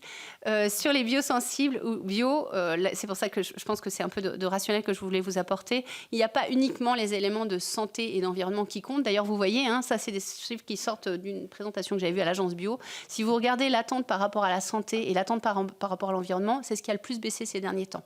Et l'attente par rapport au plaisir, à l'hédonisme, c'est ce qui a le plus augmenté. Donc c'est pour ça qu'il faut effectivement dans nos communications qu'on soit intelligent pour à la fois avoir de bon équilibre sur ce que la bio m'apporte d'un point de vue santé et environnement et en même temps le plaisir que je vais en retirer. Moi je dis toujours quoi de mieux qu'une tomate de plein champ bio qui a poussé à la bonne saison. on va se régaler. Et je pense que c'est le premier message qu'il faut faire passer. Et ensuite, le rationnel autour de la santé et l'environnement. Et alors, j'ai encore 30 secondes pour finir quand même. Merci. Christophe m'a dit 1 minute. Je plaisante. Juste la vie claire là-dedans, comment nous on s'est comporté vis-à-vis de tous ces éléments et tout ce qu'on appelle les insights consommateurs qu'on avait pu retirer. Donc la vie claire, elle s'est plutôt bien comportée puisque, vous voyez là, vous avez les chiffres à périmètre constant. Donc jaune, magasin spécialisé bio, et bleu, la vie claire. Donc on est un peu mieux que le marché. Et qu'est-ce qui a été notre fer de lance depuis 3 ans? On a travaillé sur plusieurs sujets. Le premier, notre marque. On a 2000 produits à marque La Vie Claire avec des cahiers des charges spécifiques, un peu plus aboutis même et encore un peu plus développés que le monde de la bio. Justement dans la volonté de réassurance, c'est les fruits et légumes, c'est le pain, c'est les compléments alimentaires. Ça, c'est le cœur, je dirais, de ce qui a fait la différence parce que c'est un gage de réassurance pour nos consommateurs. On a beaucoup travaillé à l'accessibilité prix parce que ça nous semble important au travers d'une offre de petits prix bio, dont 100 qui sont à moins de 3 €, au travers d'une politique d'action commerciale. Ça aussi, ça a été un gros travail. Et je dirais le dernier point, et après je laisserai la parole, c'est notre raison d'être qui a guidé toutes nos communications et nos actions qui étaient donner à chacun le goût de mieux consommer pour prendre soin des hommes et de la terre. Et je dirais que ça résume tout le discours que je vous ai tenu jusque-là. Vous voyez, donner à chacun le goût, donner envie, mais derrière le goût, il y a la notion de plaisir, pour prendre soin des hommes et de la terre, derrière la santé et l'environnement. Donc en 1, le plaisir, le goût, et en 2 et 3, des aspirations plus santé et environnement. Voilà un petit peu, nous, ce qu'on a travaillé depuis 2-3 ans, avec plutôt des résultats qui vont dans le bon sens. C'est pas si mal, J'ai parlé à toute berzingue, par contre. Hein. Merci Christelle, vous m'aviez prévenu, vous étiez bavard, mais on va dire que vous êtes dans les temps quand même, tout va bien. En tout cas, en effet, on sent que le sujet est vaste, touffu. Pour vous, ça a été un sacré challenge à relever d'arriver à La Vie Claire. Merci pour ces éclairages. Christophe, je vous laisse la main sur Merci. Votre analyse du marché. Alors, juste, je vous présente un tout petit peu, si on peut directement aller sur le slide suivant. Voilà, sur celui-là, en fait, donc, moi, je dirige une entreprise qui s'appelle Ecotone. Ecotone, c'est une entreprise européenne lyonnaise, donc on est basé à Lyon. Et on a pour mission, l'entreprise a mission, d'aller protéger la biodiversité dans l'alimentation. Et on essaie de le faire à grande échelle. On est une entreprise de taille intermédiaire, de plus de 700 millions d'euros de chiffre d'affaires. Et nos marques, donc vous avez certaines marques qui sont là, que vous connaissez bien en France, comme Bjorg ou Bonne Terre, par exemple, il y en a d'autres. Et ben, nos marques en France, elles sont à peu près dans un foyer sur 2 en France. C'est-à-dire que pour nous, le bio, on voudrait que ce soit l'agriculture de demain pour tous, mais c'est déjà, vous allez voir, et je vais vous donner les éléments en complément de ce qu'a dit Christelle, essentiellement centré peut-être sur les épiceries bio en grande distribution, puisque c'est là où on vend Bjorg, par exemple. Vous allez voir aujourd'hui que c'est déjà un marché qui est très important, et on va vous dire comment nous, on comprend pourquoi le consommateur est toujours là et pourquoi il continue à revenir en bio, et on va vous expliquer quelle est notre compréhension, qui n'est pas très différente de celle de Christelle, quelles sont nos clés du succès, en fait, pour rentrer dans le quotidien des Français et des Européens. Donc, en fait, ce qu'on observe, et Christelle en a parlé, on observe, quand on regarde l'épicerie bio, donc nous, on vend des produits d'épicerie bio. Vous connaissez peut-être Bjorg avec ses bons fruits au chocolat, ses boissons végétales, etc. On fait du thé aussi avec d'autres marques.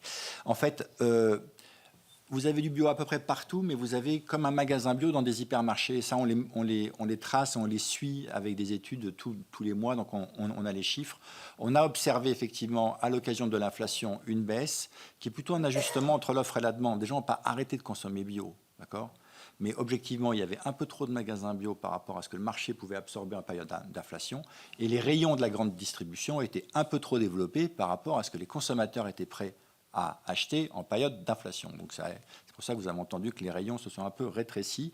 Et ça s'est fait au détriment en fait des derniers arrivés. C'est-à-dire que les derniers arrivés sont souvent les premiers partis. C'est-à-dire que vous aviez beaucoup d'industriels du conventionnel, de l'alimentation traditionnelle et conventionnelle, qui se sont dit tiens, si j'essayais de faire quelques produits en bio, après tout, il y a l'air d'avoir de la croissance. Également beaucoup de start-up qui avaient démarré. Bon, ces 2 éléments-là, ils sont partis en fait, parce que le marché ne les absorbait pas. Voilà. Donc aujourd'hui, nous, ce qu'on observe, c'est, et sur le chart suivant, s'il vous plaît, c'est en fait quand on a les produits de grande consommation, les PGC, on observe qu'ils continuent à être en baisse en volume, puisqu'il y a encore un tout petit peu d'inflation. Et nous, on observe, un peu comme les magasins bio, que sur l'épicerie bio du rayon spécialisé, on observe une reprise de la consommation sur le deuxième semestre, et on a un début d'année également qui est en croissance. Et donc, on va essayer de comprendre pourquoi, en fait. Donc, le chart suivant, s'il vous plaît. Donc, les magasins bio, Christelle en a parlé, les magasins bio ont eu une remontée antérieure même à ceux de la grande distribution, parce qu'il y a eu, si je puis me permettre, un nettoyage du parc de magasins, c'est-à-dire que les magasins qui n'étaient pas bien positionnés n'ont pas survécu à la période de forte inflation, et du coup, le marché est reparti un peu plus vite. Le chart suivant. Et donc, en fait, ce qui se passe, c'est que quand on regarde ce qui se passe tout autour de nous en Europe, même en période où il y a de l'inflation, vous voyez en Angleterre, qui est un pays où le bio pèse que simplement 2% de l'alimentaire, qu'en France, à peu près 5 à 6, et ben, en Angleterre, le marché est en croissance assez forte, à 6%. C'est assez important. Aux Pays-Bas, qui sont des gens très près de leur sous, comme vous le savez, j'ai des collègues hollandais, en fait, il est en forte croissance à 9%. En Allemagne, il reprend en croissance à 4%. C'est-à-dire que vous avez toujours une demande qui est présente. Et en fait, je vais vous dire un petit peu pourquoi, notre compréhension de pourquoi cette demande est là. Alors, quand on revient sur la France, en fait, à gauche, vous avez ce qu'on appelle la pénétration, c'est-à-dire le pourcentage de foyers français qui rentrent au moins une fois par an dans les rayons d'épicerie biologique en grande distribution. C'est 75% des Français. Le bio, c'est une réalité aujourd'hui. Vous avez 90% des ménages français qui mangent bio au moins une fois par an. Notre challenge en tant que producteur ou distributeur, c'est que cette fréquence augmente, parce que c'est que comme ça qu'on va réussir à écouler les productions agricoles biologiques. Voilà. Et à droite, on voit que la demande continue à monter, à peu près à 5%, au moment où la grande distribution également continue à baisser le nombre de références, mais la demande intrinsèque des produits continue à monter. Et en fait, cette reprise qu'on a vue à la fois en magasin bio, au cœur de l'inflation, et en grande distribution, on s'est demandé, tiens, c'est assez bizarre, parce qu'elle revient au moment où nous, on observe une polarisation des modèles agricoles, avec cette maison, le Sénat, qui propose le retour des pesticides tueurs d'abeilles, le gouvernement précédent, Attal, qui a commencé à dire finalement, les pesticides, on n'a qu'à changer la mesure, tout ira bien. Et les consommateurs, ils n'aiment pas ça, ils comprennent que ça ne va pas. Et de l'autre côté, vous avez une agriculture qui est claire et qui vous dit, et une alimentation, chez nous, vous ne trouverez pas de pesticides de synthèse. Voilà. Et ça se fait au moment, chart suivant, où les consommateurs, eux, entendent chaque semaine des informations sur la pollution des nappes phréatiques, par exemple. Vous avez 8 Français sur 10, c'était la Maison de la Bio l'année dernière qui avait fait une étude, qui se déclare inquiet des conséquences liées aux pesticides de synthèse. La semaine dernière, vous avez une étude de la Commission européenne qui vous dit que 31% des surfaces, des nappes phréatiques sont contaminées à des niveaux qui ne sont pas acceptables.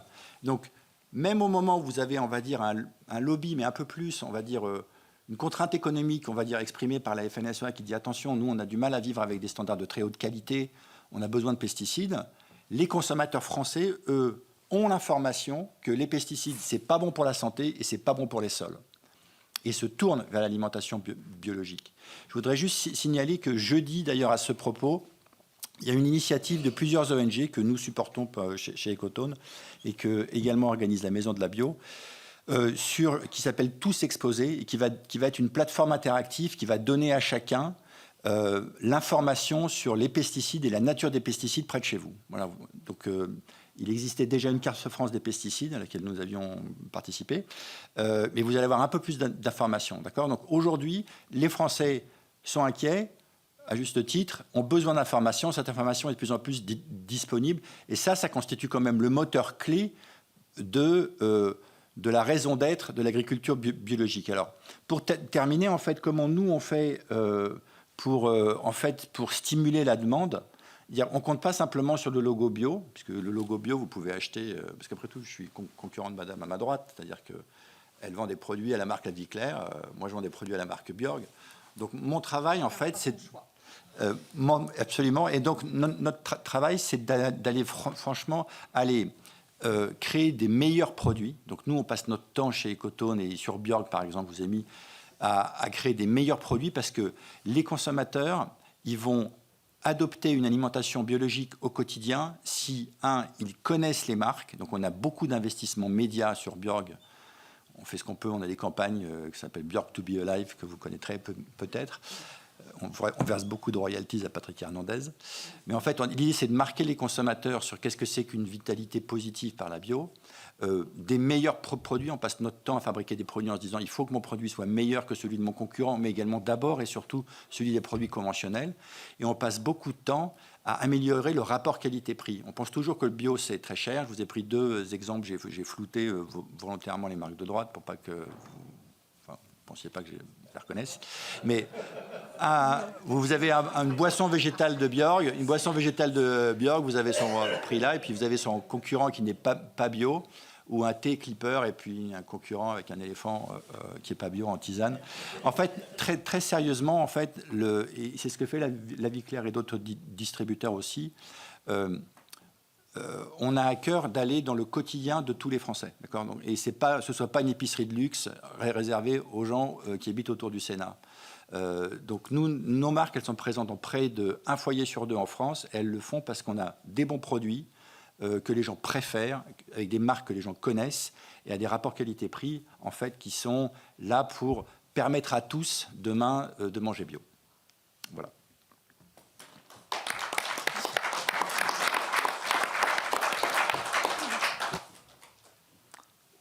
Merci pour cette présentation et en présentant les enjeux d'un gros acteur de la transformation comme Ecotone. On voit qu'en effet, on sent les convictions déjà dans votre façon de présenter et l'énergie que vous avez. Je pense qu'on va maintenant passer aux réactions de la salle ou aux questions de la salle. Levez la main. Merci. On a beaucoup parlé de santé, vous en avez tous un peu parlé. Alors d'abord une remarque sur One Health. Il y a un chercheur, François Collier-du-Tilleul, qui parle maintenant de santé commune et qui rajoute la santé sociale. Voilà, juste ouvrir un peu le champ, ça me paraît intéressant. Et la question est plus pour Jean. Le PNNS prévoit 20% de bio sur les fruits et légumes, les légumineuses, les céréales. On connaît l'impact positif de la santé sur le bio. Le Nutrinet Santé Bio sort des chiffres chaque année intéressants. Et je découvre, je ne savais pas, que le ministère de la Santé ne fait pas partie des ministères à l'agence bio aux côtés de la transition écologique et de la souveraineté, agriculture, souveraineté alimentaire. Est-ce que c'est quelque chose que vous allez demander en plus pour avoir un 3e soutien pour ne pas faire disparaître, éviter que l'agence ne disparaisse ? Oui, c'est quelque chose qui amène notre réflexion. Il y a 2 ans, on a élargi la gouvernance, puisqu'on était 4 administrateurs aux côtés de 2 ministères, 4 familles professionnelles. Et on l'a élargi à la distribution spécialisée, la grande distribution et puis les interpros régionales. Mais on a déjà fait des tentatives informelles et un peu plus formelles auprès du ministère de la Santé pour les amener à notre sujet. Jusqu'à maintenant, on n'a pas réussi. Ils se disent, bon, là, c'est l'agriculture biologique, c'est le fait du ministère de l'Agriculture. Mais bon, on ne désespère pas parce que, notamment sur les mutuelles, la Maison de la Bio porte, Christophe le disait, une réflexion, et il y a eu une présentation également au Parlement européen, une réflexion entre santé avec les MSA et les mutuelles, une réflexion, enfin les MSA c'est plus timide, mais ils ont les chiffres, mais les mutuelles en France sont tout à fait pro-bio et s'engagent dans ce sens. Donc on attrape par un petit bout, mais on attrape par où on peut.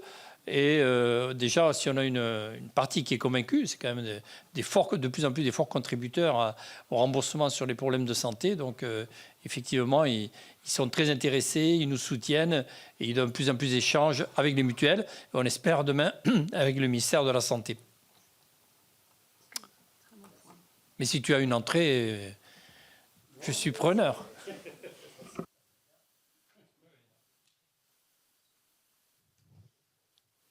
Alors, Pascal Solana pour Culture Bio, le magazine de Biocop. Est-ce qu'on peut imaginer que à l'horizon de 15 ans, 20 ans, le changement climatique impacte la production et donc l'offre ? Est-ce que c'est des questions que vous vous posez ? Et ensuite, du coup, comment la bio s'en sortirait, comment l'assortiment bio s'en sortirait, et comment répondre finalement à ce que Pascal Ebel nous disait tout à l'heure. Pour être accessible, il faut passer par un élargissement de l'offre. Est-ce que c'est compatible? Alors, il y a plusieurs questions dans tout ça, hein. Alors déjà, concernant les magasins spécialisés bio, des engagements justement pour aller dans le sens de l'amélioration des changements climatiques, tous nos engagements RSE au niveau des packaging, au niveau des déchets, nous on est très vrac aussi, donc je vais répondre après aussi à votre question, hein, mais donc on est quand même parmi la distribution les plus engagés en cette sorte. Magazine Biocop, c'est ça que vous avez dit? Oui, donc je pense que Biocop est quand même un bon référent là-dedans. La Vie Claire aussi. Donc pour répondre à votre... alors moi, je vais prendre mon cas, La Vie Claire, parce que pour le coup, nous, on a 6000 produits au sein de notre offre, dont 2 tiers alimentaires, 1 tiers non alimentaires, et on est convaincu qu'on a le bon nombre d'offres en fait. Donc c'est pas la peine d'en rajouter en gigogne des dizaines et des dizaines d'offres. Je pense que Biocop en a beaucoup plus, ils sont plutôt sur 10-12 000 à mon avis de référence, mais on est convaincu qu'il faut répondre aux différentes unités de besoin, mais c'est pas possible, c'est pas nécessaire d'être pléthore, et quelque part nous ce qu'on fait c'est qu'on est à périmètre constant de nos offres. Quand il y a quelque chose qui marche moins bien ou qu'on n'a plus, on le remplace par quelque chose d'autre. Alors je parle vraiment pour la stratégie La Vie Claire, hein, mais nous, on est convaincus que c'est pas la peine d'avoir des centaines et des centaines de références. Il faut les bonnes références, il faut les bonnes UB, il faut répondre à un certain niveau de besoin. Quand il y en a qui marchent plus, on n'a plus la possibilité de les approvisionner, on les arrête, et dans ce cas-là, on change par quelque chose. Donc on n'est pas vraiment dans une optique, nous, de développer très fortement nos gammes, mais plutôt de rester contraints, surtout dans cette réflexion aussi que, pour le coup, effectivement, il y a certains approvisionnements qu'on n'a plus, donc on essaye de basculer par aussi des choses qui peuvent le remplacer. Donc voilà, je ne sais pas si ça répond à votre question, mais en tout cas, nous, on ne pense pas qu'il faudra des milliers d'offres au sein de nos enseignes, mais plutôt les bonnes offres. C'est plutôt ça. La juste quantité aussi, malgré tout. Vous voyez, nous, on promeut le vrac. On veut aussi une consommation qui soit juste et raisonnable dans l'approche, plutôt que d'acheter 1 kilo de je ne sais pas quoi, achetons la juste dose, et c'est pour ça qu'on fait du vrac, notamment aussi, pour aussi pallier peut-être des futures problématiques d'approvisionnement qu'on aura. Alors, nous, les magasins spécialisés bio, pour l'instant, on n'est pas du tout confrontés par ça, à ce stade, hein, parce que, en plus, la grande distribution a un peu réduit sa volumétrie, donc quelque part, ça fait un report aussi pour nous. Donc aujourd'hui, on ne sent pas les problématiques de diminution des approvisionnements. On fait des projections, hein, parce qu'on y travaille quand même. À 10-15 ans, on n'a pas encore de signaux d'alarme sur le fait qu'on ne pourra pas s'approvisionner sur les produits qu'on propose dans nos magasins. Voilà.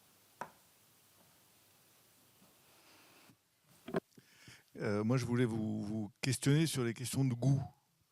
En fait, ça m'est arrivé. Je me définis comme biosensible, hein, dans ce que vous dites, c'est-à-dire pas. Je suis pas. Vous êtes un biosensible, vous alors. Bioaddict, c'est-à-dire que je ne suis pas exclusif du reste. Donc ça m'arrive de manger des deux, et c'est vrai que ça m'est arrivé de me dire, franchement, c'est bon ce que je mange en bio. C'était chez La Vie Claire ? En termes de goût. Alors je n'irai pas plus loin dans le détail, mais. Donc, je pense que vous souhaitez faire cette communication sur le bon goût, en fait, c'est ça. Mais au-delà de cette communication positive, qui est sûrement très importante, est-ce qu'on a des enquêtes, en fait, sur la façon dont les gens perçoivent le goût du bio? Parce qu'on n'en a pas parlé. Je peux vous répondre si vous voulez. Donc, nous, on passe notre vie, en fait, à tester des produits, bio et pas bio, et vérifier s'ils sont meilleurs que des concurrents. Donc, en fait, parce qu'on ne va pas forcer les gens à manger bio parce que c'est bien. Ils vont y venir et y revenir parce que c'est bon, en fait. Et donc, si vous veniez chez nous, vous verriez, il y a des dégustations toutes les semaines de produits. On vérifie que notre muesli aux fruits, il est meilleur que le muesli du concurrent. On le fait à l'aveugle. Que les végétaux sont bons, que nos arômes de thé sont corrects, que notre chocolat il est meilleur. Enfin, on passe notre temps à faire ça, c'est-à-dire que, comme le disait Christelle, on est d'abord en alimentaire, donc on a à cœur que le produit soit préféré. Je pensais beaucoup aux produits bruts, c'est-à-dire aux fruits, légumes, la viande, le lait, des choses comme ça.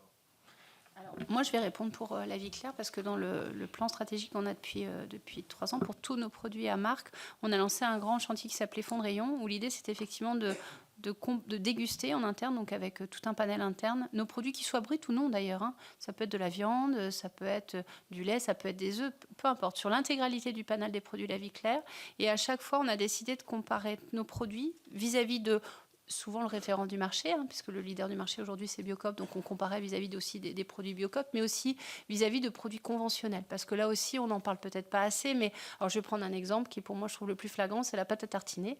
Quand même il y a un référent non bio dans la pâte à tartiner qui est quand même extrêmement connu, qui est un petit peu le référent goût pour beaucoup, et donc en fait on a décidé de goûter notre produit La Vie Claire vis-à-vis de notre produit, vis-à-vis de la concurrence, Biocoop, Naturalia, et aussi vis-à-vis de cette fameuse célèbre pâte à tartiner, justement pour être sûr qu'elle était au moins aussi bonne.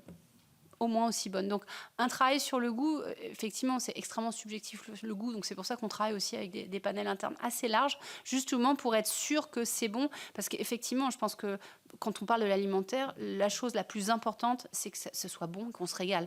Et d'ailleurs, nous, c'est notre proposition chez La Vie Claire, c'est aux consommateurs et consommatrices La Vie Claire, on leur dit, vous allez vous régaler en achetant les produits chez La Vie Claire, et nous, on a veillé à ce qu'il soit bon d'un point de vue nutritionnel et on a veillé à ce qu'il soit bon d'un point de vue environnemental avec le Nutri et le Planet Score. Donc c'est un vrai sujet, effectivement, ce goût. Et je pense qu'on passe des heures au carré. D'ailleurs, le poids des fois s'en ressent, hein, parce que des dégustations non-stop pour être sûr, effectivement, que le goût soit au rendez-vous. Oui, je rajouterai une chose, c'est qu'on est tout à fait confiant à l'agence bio, en ce sens que la campagne qu'on va déployer, elle est justement en disant le bien manger. Et comme je disais tout à l'heure, il y a quelque chose qui nous réunit. On veut être dans une communication, ça a été dit plusieurs fois là, une communication pas du tout punitive, mais positive. Et de fait, on va conjuguer tout ça autour de C'est Bio la France, C'est Bio le Sénat, messieurs les sénateurs. J'ai pris le petit déjeuner avec monsieur Duplon. Il n'y avait que des confitures bio, tout le reste n'était pas bio, donc il faut élargir. Il y a du potentiel. Non. Plus sérieusement, je dirais qu'il faut élargir ça par rapport au goût. Et aujourd'hui, les produits bio sont considérés comme bons. Il y a beaucoup d'innovations également. Donc, la campagne sera effectivement C'est Bio la France, c'est bio l'Île-de-France, c'est bio la Bourgogne, c'est bio le fromage, c'est bio le pain. Donc, ça sera conjugué de cette façon-là. C'est bio la FNAP, non ? C'est bio les chambres d'agriculture, c'est bio la conf, etc. Donc, plus sérieusement, je veux dire qu'on va conjuguer autour de quelque chose qui est rassembleur et qui est autour du goût, autour de la table, chose qui vraiment nous rassemble en France. On en est fiers, on en fait une fierté. Donc, allons jusqu'au bout de la logique, y compris dans la bio et surtout dans la bio. Et moi dans les magasins spécialisés bio, on est très soutien de toute cette campagne sur C'est Bio la France, parce qu'il faut savoir aussi qu'en distribution spécialisée, la plupart de nos approvisionnements sont français. Alors je vais prendre La Vie Claire, on est à plus de 90% d'origine française, donc c'est bien du bio français qu'on consomme. Ça aussi c'est important, je pense, de l'avoir en tête. Donc quand effectivement Bioréflex a lancé C'est Bio la France, alors déjà on était très convaincus du Bioréflex, cette notion de démocratie, de démocratisation de ce que c'est la bio, de pédagogie, mais c'est Bio la France, ça nous semblait aussi extrêmement pertinent pour nous, les magasins spécialisés. Oui, ok. Félix Lepers pour la Fédération nationale d'agriculture bio. En fait, très rapidement, depuis 10 ans, on voit un peu se multiplier les labels environnementaux sur tous les secteurs, alimentaires ou autres. En alimentaire, on a HVE, on a zéro résidu de pesticides, on a bio. De manière générale, j'ai un peu peur que du coup, il y ait une partie des consommateurs qui se disent que les labels, c'est une manière d'essayer de nous vendre la même chose, mais en même temps en mettant une jolie étiquette dessus, et que malgré l'histoire de la bio et le sérieux de son cahier des charges, la bio se retrouve prise dans ce sac. Et du coup, est-ce que vous avez également en tête l'idée de travailler sur la confiance du label, quitte à ne pas trop présenter la bio autour des enjeux de goût ou des promesses trop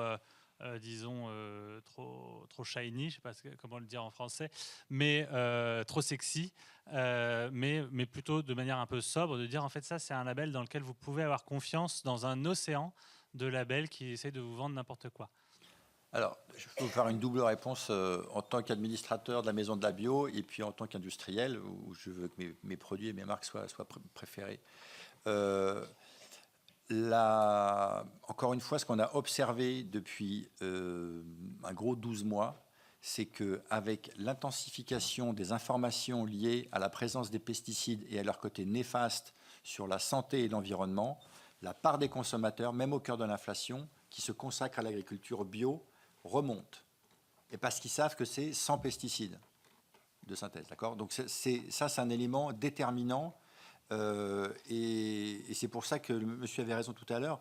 L'apport et le support du ministère de la Santé est très important, parce que ça reste la première motivation. L'agence bio fait des études chaque année où depuis 20 ans, vous pouvez voir que la première motivation pour manger bio, c'est que c'est bon pour sa santé. Et pourquoi ? Parce qu'il n'y a pas de pesticides.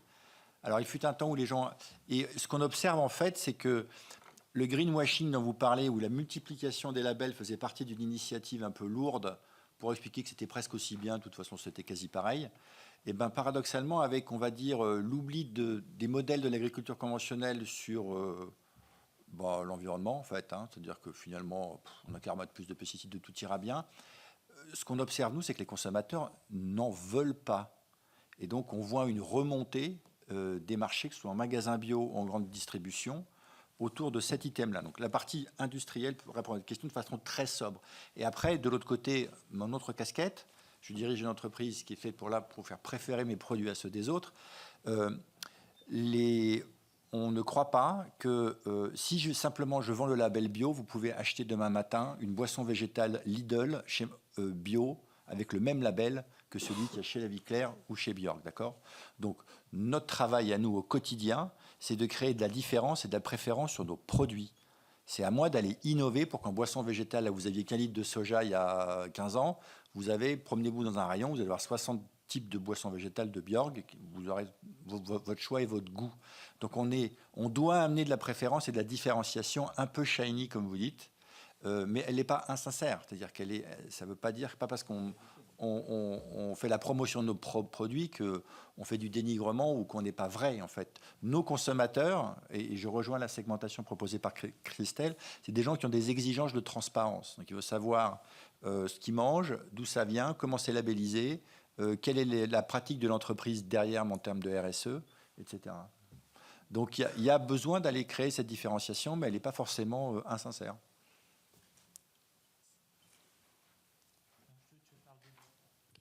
Moi, Sophie Tabary, du coup, je suis productrice.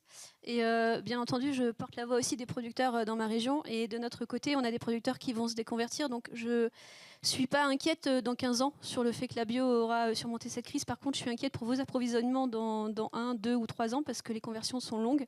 Le temps de réussir, notamment, on en parlait ce matin, à transformer des systèmes en grande culture, il faut au moins 10 ans pour que le système soit solide. On est en train de perdre des fermes de 200 hectares. Enfin, c'est quand même conséquent. Donc, c'est pas de votre faute, hein. C'est un fait. Mais comment est-ce que vous voyez les choses ? Est-ce que vous n'avez pas peur de devoir importer des produits bio, ce qui serait quand même complètement dramatique pour nous, producteurs français, et aussi difficile pour vous en termes de marketing, d'aller vendre des produits à base de bio non français. Enfin, voilà, ça pose toutes ces questions-là, du court terme, qui pour moi est une question d'urgence capitale. Enfin...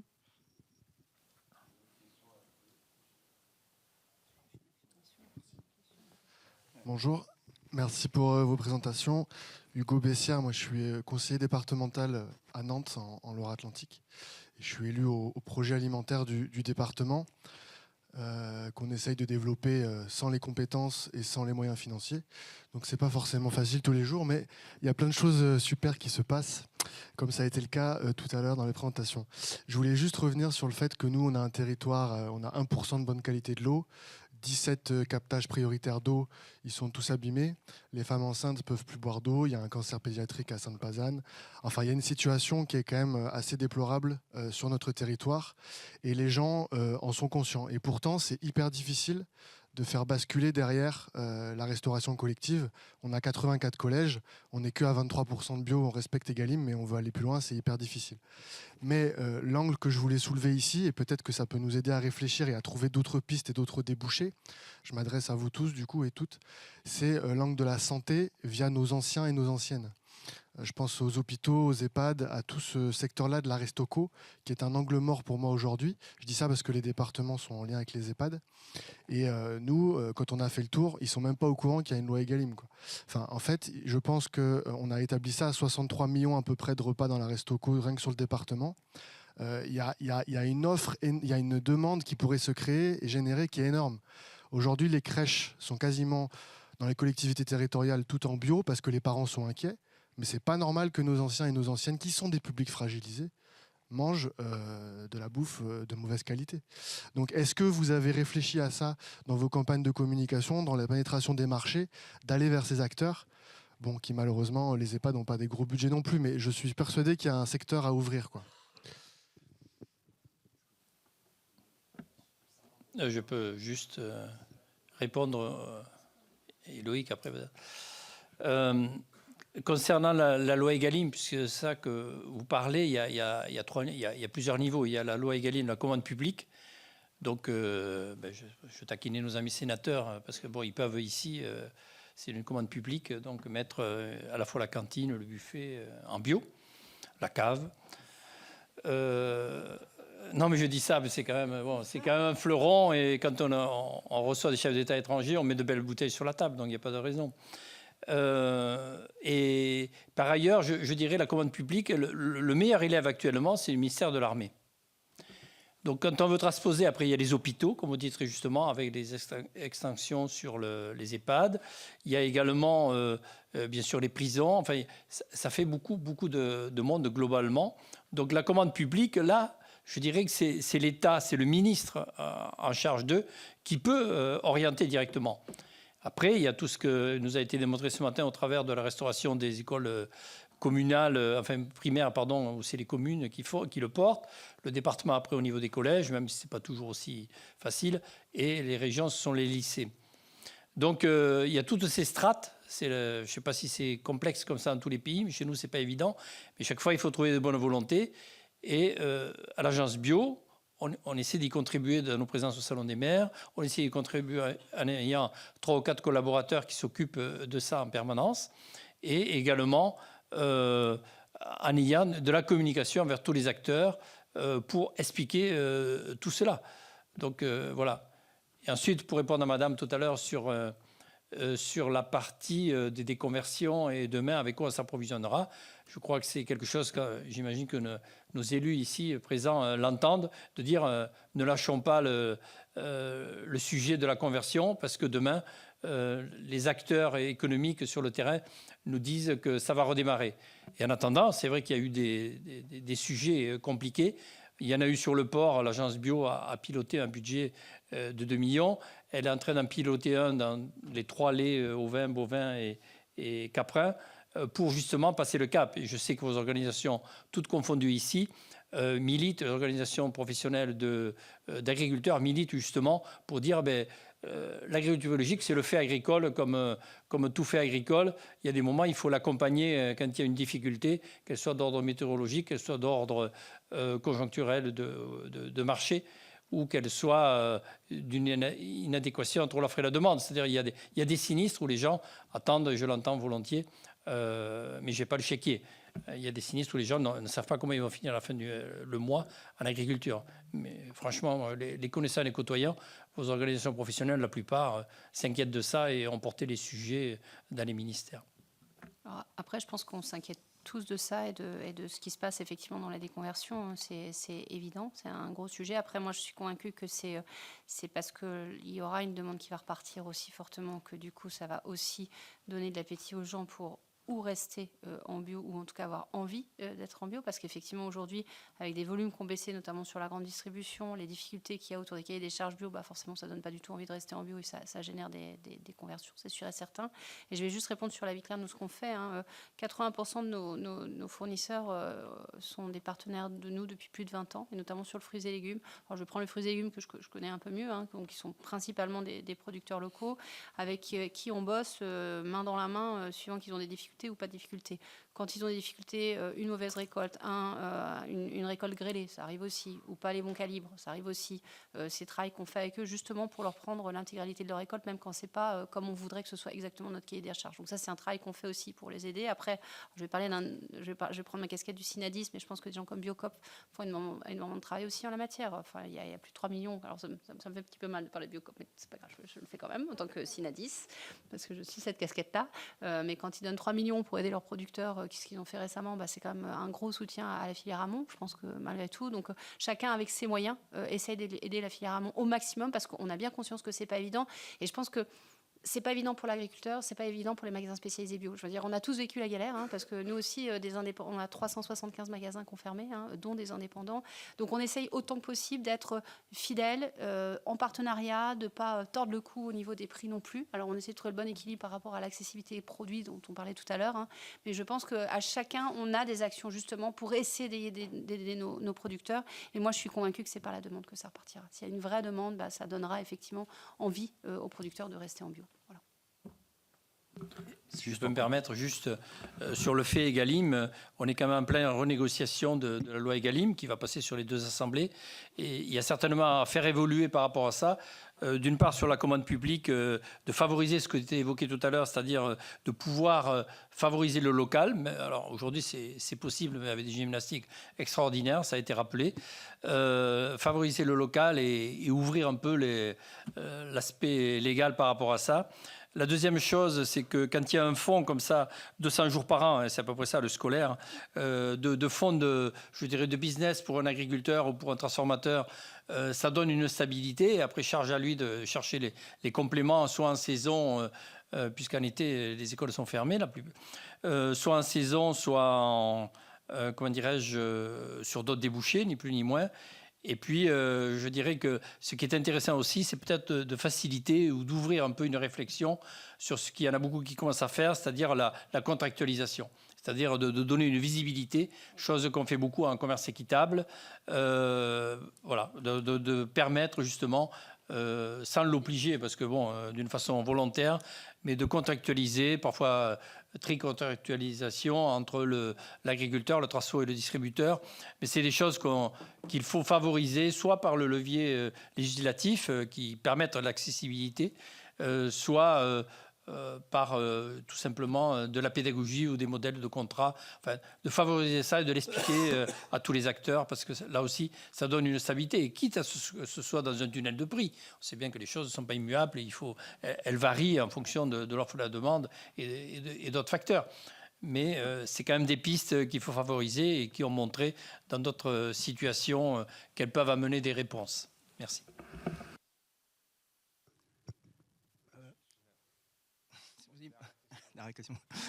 Bonjour, Daniel L, au du Bassin Rennais.